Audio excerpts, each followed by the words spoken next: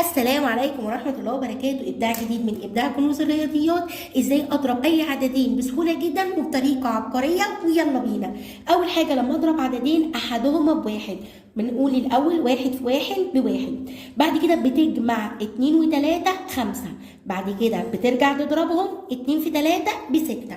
تاني أضرب واحد في واحد بواحد. بعد كده أجمع العددين خمسة وأربعة تسعة. بعد كده أرجع أضربهم خمسة في أربعة ب20.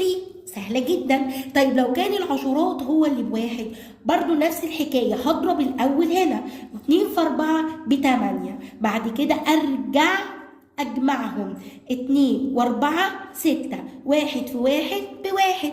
تاني تلاتة في خمسة بخمستاشر. أقول خمسة ومعايا الواحد. بعد كده أرجع أجمعهم خمسة وتلاتة تمانية. وكان معانا واحد تسعة. واحد